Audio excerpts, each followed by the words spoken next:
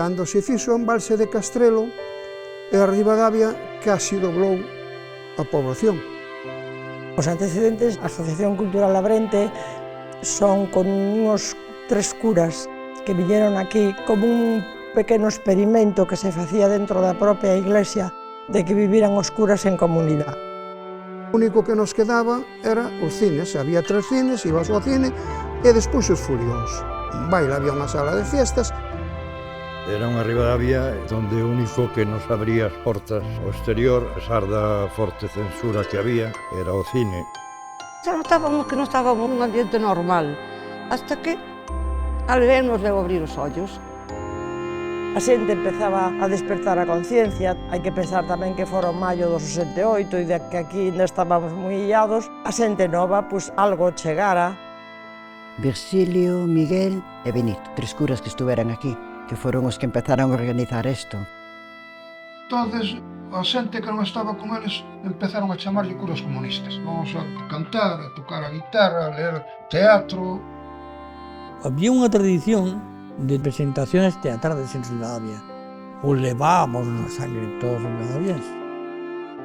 Empezamos a facer actividades, facíamos teatralismo, facíamos conferencias, viñan conferencias na Casa Parroquial de Educación Sexual. Había asociacións de pequenas vilas que facían máis ou menos algún recital de poemas en galego. Éramos tan atrevidos que traíamos os goliardos. Goliardos pasaron por aquí e hubo esa anécdota que acabaron aquí no cuartel da Guardia Civil.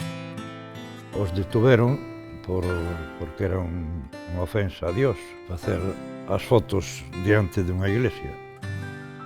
Cando ensayábamos, estaban apostados a Guardia Civil hasta que non acabábamos o concierto. Hubo un gran movimento, porque estamos falando do ano 69 e hubo unha manifestación. Fomos a falar co obispo, 4 ou 5 personas de aquí. Estes curas foron denunciados e o obispo Temiño de Ourense fulminantemente expulsou de Ribadavia.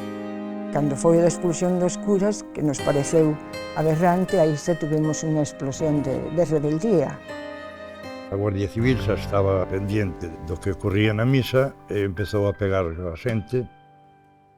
A capela do Portal tocou arrebato, a 7 da tarde ou así fomos todos a misa porque considerábamos que era unha misa de despedida. A Guardia Civil enfrentouse a nos enfrentámonos a eles, non nos achantamos.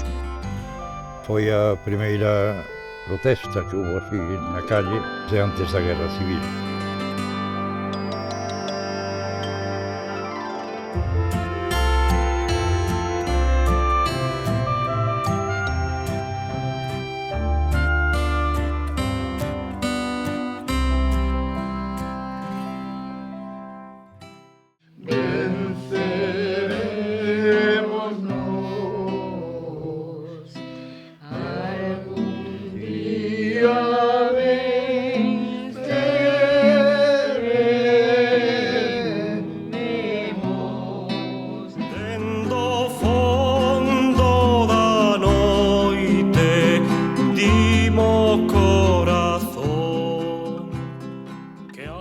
Eu trato de explicarlle pois as miñas fillas cando eran pequenas, as amigas, o que era Abrente. A todos nos chegaban xa inputs ou notas da existencia da Abrente dende ben cativos. Un movimento amplo en onde podían estar todas as correntes, pero non queríamos ser mediatizados por unha corrente determinada.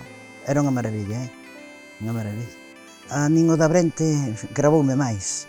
En Abrente sempre fomos máis mulleres que homes, daquela éramos modernos. Naqueles momentos era unha xente que empezou a reconstruir tamén a historia, unha historia borrada ou silenciada, descoñecida da literatura dramática e da creación escénica en lingua galega.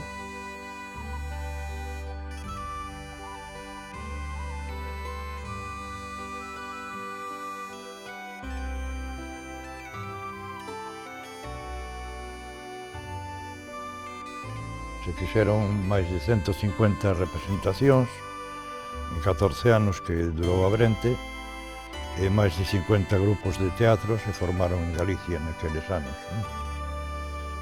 Todo isto dio origen a que hoxe é a Mostra Internacional de Teatro Galego. Unha lembranza da xente que xa non está.